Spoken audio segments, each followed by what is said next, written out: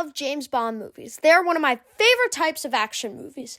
Out of all of the James Bonds, I like Daniel Craig's Bond the best. Today, I will be making a tier list of the best Daniel Craig Bond movies. In fifth place, I have Quantum of Solace. This, in my opinion, is my least favorite movie out of all of them for a number of different reasons. First, when I was watching it, I had no clue what was going on who the characters really were until the final act. Also, the villain, a nothing burger. Dominic Green, who's the villain, does really nothing throughout the whole movie. He isn't cool, he isn't ruthless, he's a terrible Bond villain. Also, the plot of the third act, which is securing water rights in Bolivia, is awful. There's nothing appealing about water rights. Finally, the ending location, which was a desert hotel, is terrible. In fourth place, we have Spectre. This movie is okay at best, and the main problem with it is that it is so forgettable. I don't remember a single thing about the movie, and just like Quantum of Solace, it is kind of a nothing burger. But there are some good things about this movie. For example, we learn about all the villains from the earlier Daniel Craig movies were working for Spectre. Finally, the best part of this whole movie is the beginning oneer. If you don't know what a oneer is, it is a scene taken in one shot. I'm a sucker for them, and they are super duper cool to watch. In third place, we have No Time to Die. This is an interesting movie, and I see the good and the bad parts of the movie. First, get the bad out of the way. While it ties into the plot of the movie, I don't like the fact that all of Spectre just gets taken out in like a scene and a half.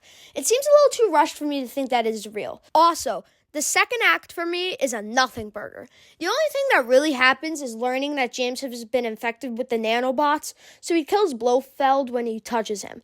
Some good to the movie. The beginning of the movie is very good, and it terrified me when I saw the guy in the mask. And the best part of the movie is the ending. The ending is so sad, I could have cried. In second place, we have Skyfall. The next movie and Skyfall are pretty much tied, but there's one key difference between the two of them, which is why I like the next movie better. This movie is so darn good. The beginning, excellent. Good way to establish that James is not as good because of the shot. Next, the villain, Silva, is so darn good. He is probably the best Daniel Craig Bond villain in the movies. He has a good motive, he is cruel, and he is cool. So he checks all the boxes of a good Bond villain. The ending of the movie Skyfall is so good. It is like Home Alone, but James Bond style. It was gut-wrenching to see M die in James' arms. This is one of my favorite movies that I've ever watched. The best Daniel Craig Bond movie is Casino Royale. I love this movie so much. It shows a less experienced Bond. He's much more reckless, but still, he's so good. The fight scenes are amazing, especially at the end when they're at the floating house. Next, Vesper. She shapes Bond, and how about her death scene? That was so sad, and it was even worse when we realized that she gave herself up for Bond so that he could stay alive. Next, the whole part of the casino. When they're playing, fighting, or emotional counseling, it is so good. It shows how good he is at gambling, and the main villain, sorry if I butcher this, Lashif, is so good.